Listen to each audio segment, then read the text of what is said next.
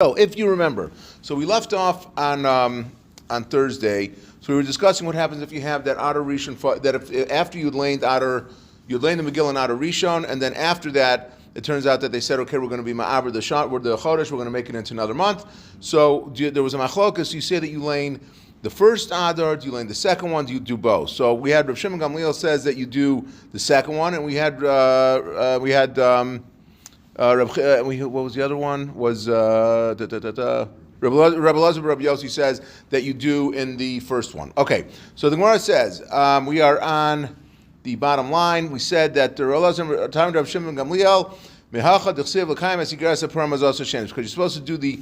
to learn the lane the second one, which tells you that the second Adar is the one you're supposed to be learning in the Megillah. So Gemara says, turning now to Zayin Amud Aleph.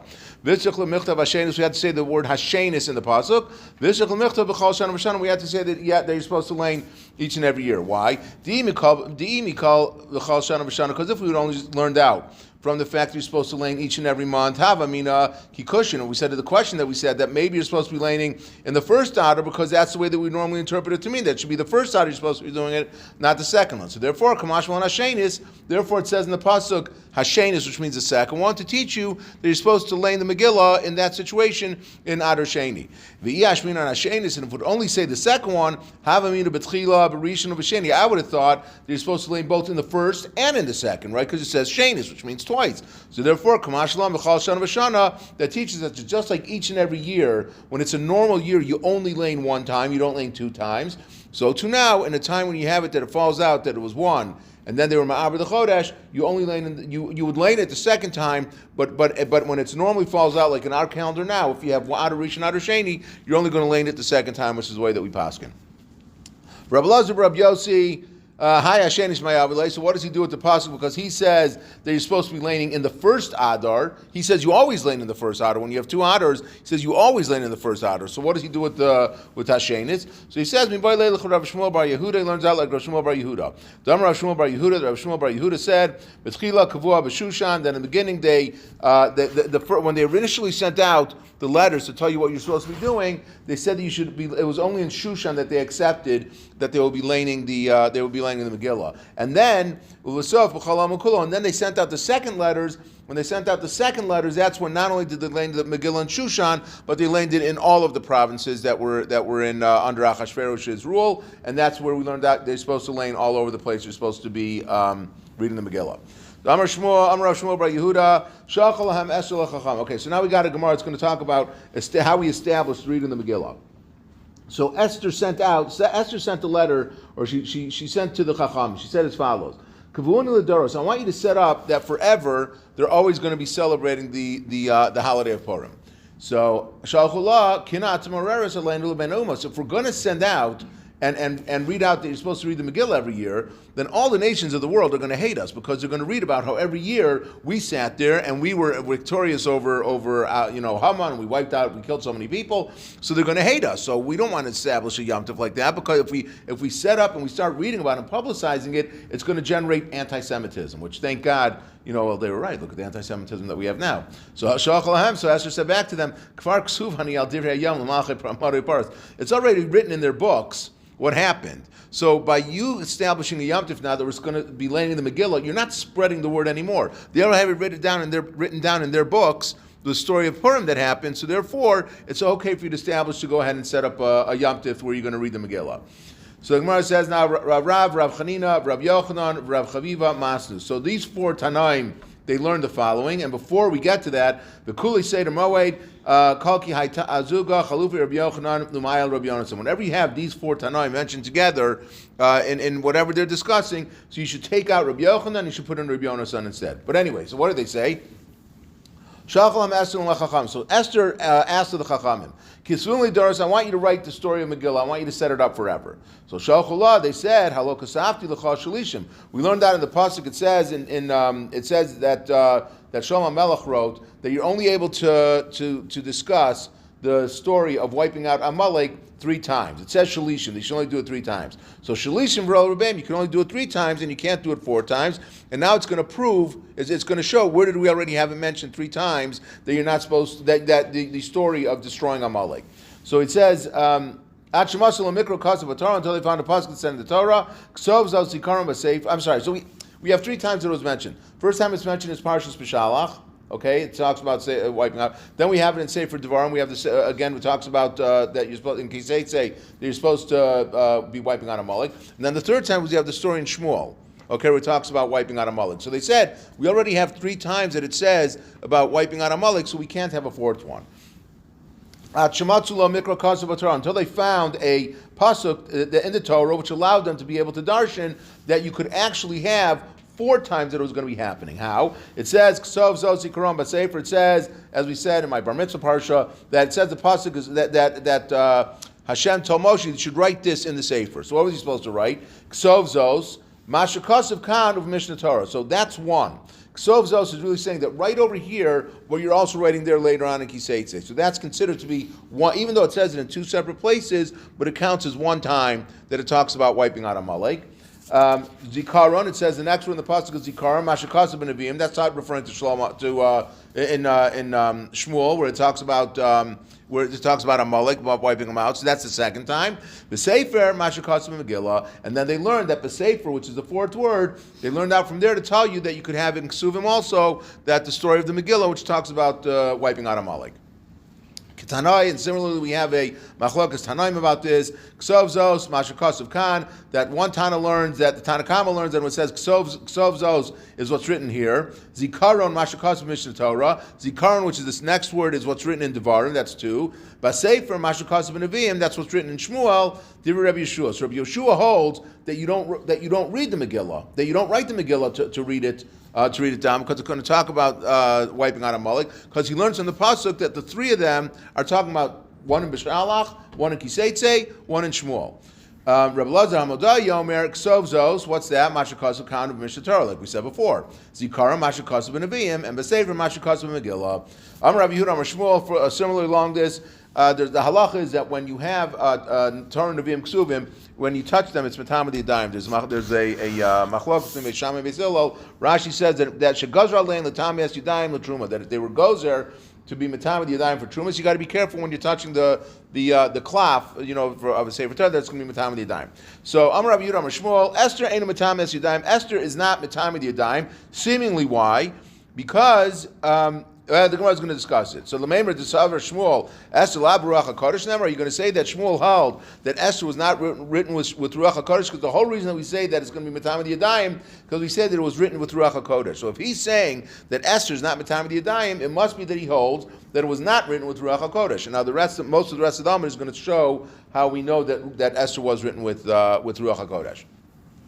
Shmuel says that it was written with Ruach HaKodesh. So Gemara says, Nemra likros v'lo Nemra lichtov. No, it was said with Ruach HaKodesh to say it, but not to write it down. Meaning the expectation is that people, I don't know how they were going to do it, but the expectation is that people were going to read the Megillah Baal Peh without writing it down. Again, I don't know how that was going to work, because again, in the olden days, they didn't write down anything. It's only after they saw the people, because they must have great mnemonics for how to remember that. But it was said for Ruach HaKodesh, and it was said so that people could say it Baal Peh by heart, but not that they'd be writing it down.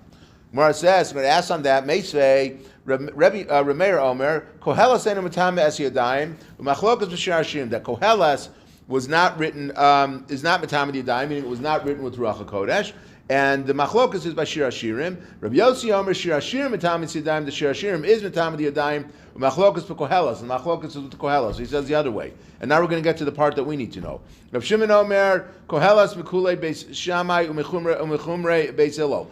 That normally we know that whenever Beis Shammai and Beis Hillel are arguing, almost always Beis Hillel is Mekel and Beis Shammai is Machmir.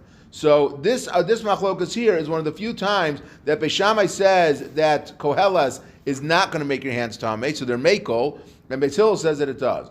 But, and this is the key line, Aval Rus v'Shir Hashirim v'Esther Matam Yadayim. But if you have Rus, Shir Hashirim, and Esther are Matam Yadayim. So you see that Esther is Matam Yadayim, which means that it was written and it was said with Ruach HaKodesh. My answer is Hudam Rabbi Yeshua. He holds like Rabbi Yeshua that learned before. If you remember, Ksov Zos, one was for B'Shalach, one was for Devarim, and the third one was for Shmuel. So Rabbi Yeshua holds that it was not written with Ruach HaKodesh, because he says that you couldn't do it. There's no fourth time that you could do it because it already said it 3 times. Okay.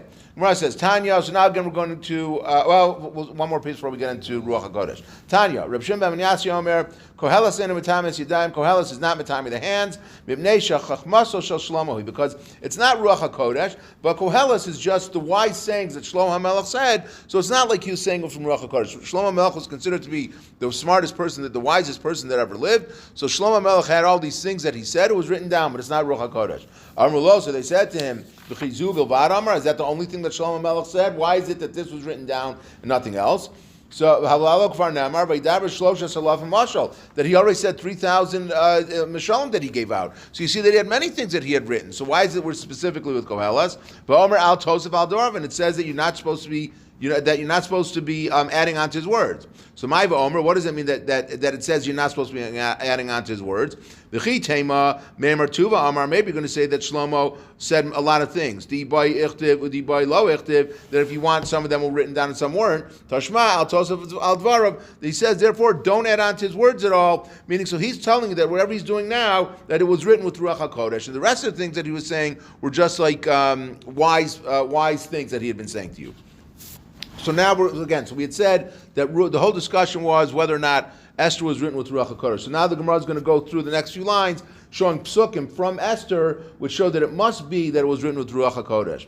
Tanya, Rebbe Lezer Omer, Esther Baruch HaKodesh Nemar was said with Ruach HaKodesh. How do we know that? Shenemar Vayomer Haman Belibo, because it says that Haman said in his heart when it was talking about that Achashverosh says to Haman, that what should I do for the person who I want a reward for the good that he did to me? So it says Haman said in his heart, who could the king be talking about except for me? So therefore, so it must be that if it said, how would we know what Haman was saying in his heart? So it must be that it was written with Ruach HaKodesh. What? Could it just be an inference? Well, the Gemara's going to kind of answer that. Yeah. Hang on. Okay, the Gemara's kind of going to say that. Rebbe Kiva Omer, there's a different pasuk. It says Esther Baruch HaKodesh Nemra. Why Shenemar? But he Esther Nosei Chaim be'enei kol roed. That it says that Esther found favor in everyone that found. Like when it says that they discovered Esther and then she would go ahead. It says that everyone loved her. So again, how do we know that everyone loved her? It could just be that everyone on the face of it was saying, oh, Esther, you're so great. But really deep down, they may have been thinking that they didn't like her at all. So if the Megillah testifies that she found favor with everyone that saw her, meaning what they were thinking in their hearts and their minds, it has to be that it was done with Ruach HaKodesh. Reb Meir says a different pasuk. Esther Baruch HaKodesh Nemra Shenemar Vayivudah Hadavar LaMordechai, that when Bigsan and Sesh were plotting to kill the king, so it says a thing became known to Mordechai. How in the world did Mordechai know that this plot was taking place, that they wanted to kill Achashverosh? It must be through Ruach HaKodesh that he had, that there was Ruach HaKodesh that took place, that let him know what the plot was that was going on. When Rabbi Yossi ben Durmakis Omer, Esther Baruch HaKodesh Nemar, that it was said to Ruach HaKodesh, how do you know? Shenemar, Uvavidzelo Shalchas Yadim, it says that after they conquered their enemies on Purim, so it says that that throughout the whole land, through 127 provinces, they didn't put their hands in any of the booty. They didn't take anything that they weren't supposed to. And again, how would you know? They didn't have social media. It's not like they had WhatsApp where people were posting what was going on with the battle. So how would they know that no one was taking anything that they weren't supposed to? It must be it was done through Ruach HaKodesh. Amar Shmuel, and Shmuel says the last one, Yihav Yahasam, these were all Tanaim. Shmuel was an Amor, and he said, Yihav Yahasam, if I would have been there, Hav Amina Milsa Dadi from Makula, I would have said something even better than any of the proofs that they just brought, because it says, Shenemar Kimu v'Kiblu. That what does that mean? Kibu l'mala, masha kibu l'mata. That which we down here on this world that we accepted upon ourselves to celebrate the Yom Tov HaPurim, that was kimu v'kiblu. In Shemayim, they also said, okay, we're going to establish this as a Yom Tov l'dorei doros. So how would they know to do that? If not for the fact that there was Ruach HaKodesh, then how would we know kimu v'kiblu? Amarava Lakula Islu Pircha. For all of the psukim that we just brought down, you can ask questions on them to show that it maybe was not Ruach HaKodesh. Levar Midishmuel, the last Pircha, except for Shmuel that doesn't have a question. How do we know that? The Rebbe Lezer Spero, because Rebbe Lezer, like you said, it's just like you're saying, the facts and circumstances were that Haman was the second most powerful person in the kingdom, and he knew that he had found favor in Achashverosh's eyes. So when Achashverosh said it to him, he said, "Who's he talking about besides me?" That's just like if you're writing a book, if the plot, then it would be that would be Haman was thinking. It has to be me, but not that we know that. We're just inferring that's what the situation was.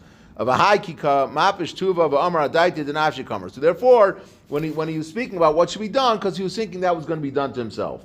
To Rebbe Kiva, and that which we said that Esther found that Esther Matzachein that with everyone that saw her. How do we know that? Dilma Krabelazar the Amar Nidma Salo Kumasa, that there was a nace that took place that when anyone saw Esther, they thought that she was her nationality. So that way, so it doesn't mean that again that there was Ruach HaKodesh that we know they were thinking deep down, but because she appeared to everyone as their nationality, so of course they favored. Just like when you see something that happens now and you find out that the guy's Jewish, and you go like, oh, you know what happened? He's Jewish, and this is what happened. You know, like you take pride when you hear something happening that you see another Jew doing. The same thing that all the people that were living in Achashverosh's provinces, whoever saw Esther thought that she looked and acted like their nationality. V'had Rab Meir, and that was Rab Meir said that Mordechai found out about Bigsan V'Seresh. How do we know that? Dilma Rab Chia Baraba the Amar Bigsan V'Seresh Shnei Tarsiim Hayu, that they were from Tarsi. Tarsi was speaking a foreign language, so because Bigsan V'Seresh were speaking to each other out loud. And they didn't realize that Mordechai was part of the Sanhedrin. One of the requirements to be a part of the Sanhedrin was that you had to know all the languages, the 70 languages. So they thought we're safe to talk out loud to each other because no one's going to understand what we're saying. But Mordechai was going by and he heard the plot that was going on. V'had Rav Yossi bar Damascus, and that which he said that they didn't take anything. Dilma Pristaki Shtur, because maybe they sent messengers to Mordechai to say, hey, you should know that just like you told us not to do it, no one took anything that they weren't supposed to be taking. With the Shmuel Vade Lasai Pircha, but for Shmuel, there's no question to what he said of Kimu v'Kiblu, that they accepted up high in Shemayim that which we did down here in the world. Ravina Hanu Damri Inchi Tava Chada Pilpala Harifta Mimila Tzanikari, that one sharp pepper is better than a basket full of melons, meaning that Shmuel was an Amora. And these were all Tanaim that were coming before him. So really, normally the way that it works in the in status, you have the Tanaim and you have the Amoraim, but Shmuel with his one saying was better than what the rest of the Tanaim were saying beforehand. So a little bit more. Rabbi Yosef Amar Mehacha. Rabbi Yossi says that it was written by Ruach HaKodesh. From here it says, "V'mei haPurim ha'ela lo yavru mitoch haYehudim," that the days of Purim are never going to pass from the Jews. So how would you know that they're never going to pass? How can you know what's going to be happening in the future? The answer was Ruach HaKodesh. Rav Nachman, Rav Yitzchak, Amar Mehacha, v'zichram lo Yosef Mizarim, that they should always be, that it should never be, it should be remembrance forever from their children. Okay, we'll and again. So the point is again that it's going to be going on forever. That they're never going to forget it. We will stop here and we will continue tomorrow night. Let's assume here in this classroom at 9:10. I wonder if there's anyone alive today. You know, like you see all these people